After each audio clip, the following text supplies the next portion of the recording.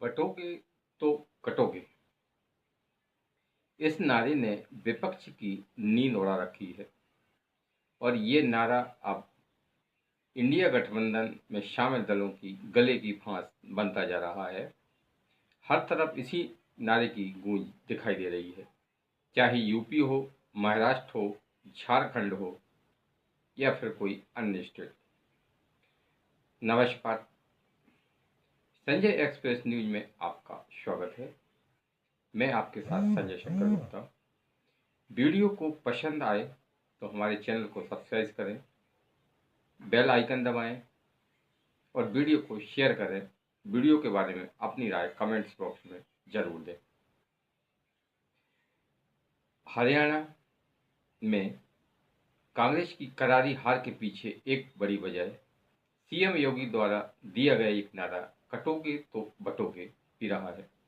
कांग्रेस इस नारे की काट अंत तक नहीं ढूंढ पाई और हिंदू संगठित होकर एक मुश्त वोट भाजपा को दिया। नतीजा ये हुआ कि भाजपा की तीसरी बार हरियाणा में सरकार बन गई।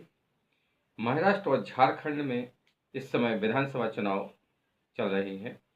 उत्तर प्रदेश में भी 9 विधानसभा सीटों के लिए उपचुनाव हो रहा है।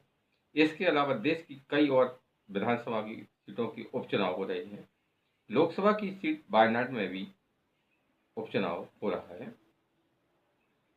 लेकिन महाराष्ट्र हो या झारखंड हो, सभी जगह पर विपक्ष के लिए एक नारा गले की फांस बन गया है।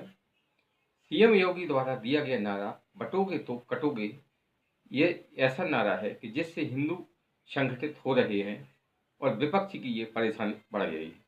क्योंकि विपक्ष हिंदुओं को जातिवाद में बांटकर, जैसे पिछड़ा, दलित, सवर्ण, ब्राह्मण आदि में बांटकर वोट लेना चाह रहा था, लेकिन अब वो ये संभव नहीं हो पा रहा है। उत्तर प्रदेश में 9 विधानसभा सीटों के लिए उपचुनाव हो रहा है। पूर्व मुख्यमंत्री और सपा प्रमुख अखिलेश यादव इस नारे की काट ढूंढने में लगे हुए हैं।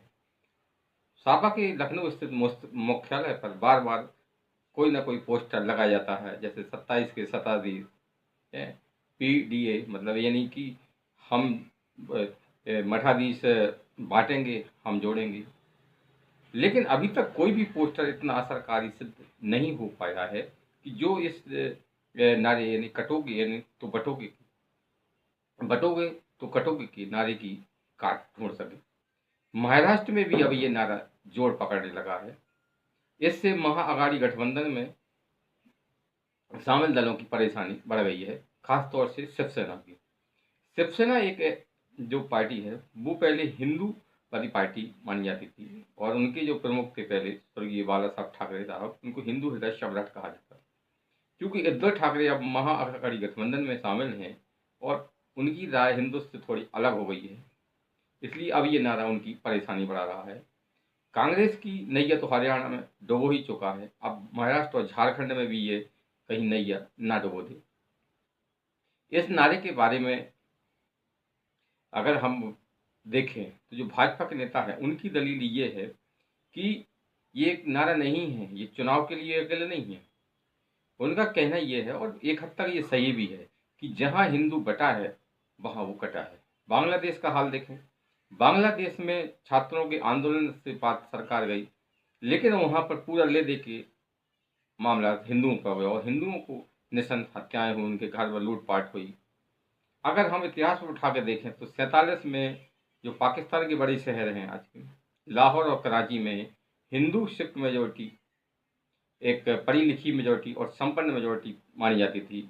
80% से लेकर 85% तक बिजनेस पर उनका कब्जा था। लेकिन वहां पर जैसे ही पाकिस्तान बना वैसे ही हिंदुओं का सफाया हो गया। जम्मू कश्मीर की राजधानी श्रीनगर में भी कश्मीरी पंडित पढ़ी लिखी कम्युनिटी मानी जाती थी। कब मतलब ये जब तक तो ये हिंदुओं को पलायन नहीं हुआ।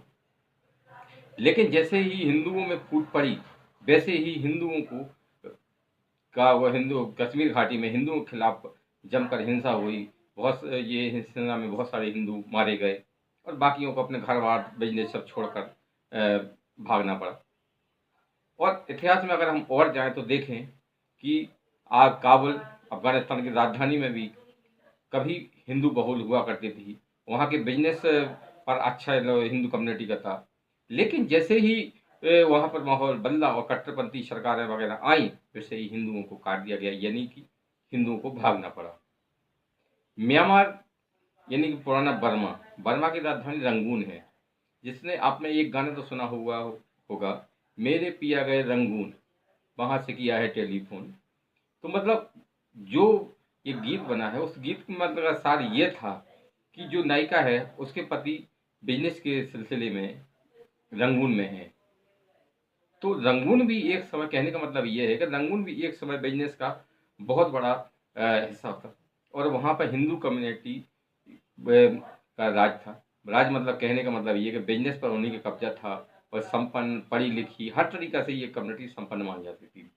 लेकिन कालांतर में जैसे ही सरकारें बदली, कट्टरपंथ बड़ा, हिंदुओं का सफाया हो गया, हिंदुओं के मंदिर तोड़ दिए गए होगी। हाल में ही देखें तो कनाडा में एक हिंदू मंदिर पर खालिस्तानी आतंकवादियों ने हमला किया, हिंदू मंदिर में तोड़ फोड़ की, और वहां पर जो मतलब हिंदू शरणार्थी थी उनकी साथ में मारपीट की, लाठी डंडों से मारपीट की। तो मतलब ये माना जाए कि ये एक नारा नहीं है, बल्कि ये एक सच्चाई है, और ये सच्चाई अब धीरे धीरे हिंदू कम्युनिटी को समझ में आ रही है।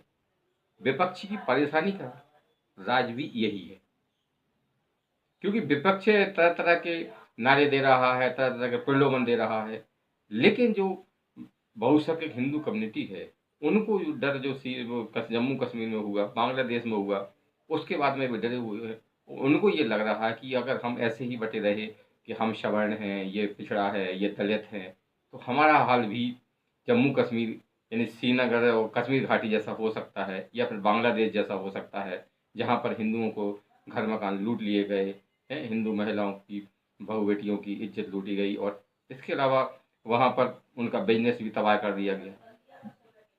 बांग्लादेश में रेडीमेड का बिजनेस यानी गारमेंट्स के बिजनेस पर भारतीय यानी हिंदू कम्युनिटी का बहुत बड़ा कब्जा था। लेकिन वहाँ पर जो हाल में ही जो हुआ, जो कट्टरपंथ सरकार आई, उसके बाद में वहाँ पर हिंदुओं को अपने सब कुछ छोड़कर भागना पड़ा। तो ये नारे को इस नारा नहीं माना जाएगा, बल्कि ये हिंदुओं के पास, हिंदुओं के प्रति होने वाले अत्याचारों की सच्चाई है। इसीलिए ये नारा लोगों को बहुत पसंद आ रहा है कि बटोगे तो कटोगे, और विपक्षी के इसके पास में कोई भी काट नहीं है।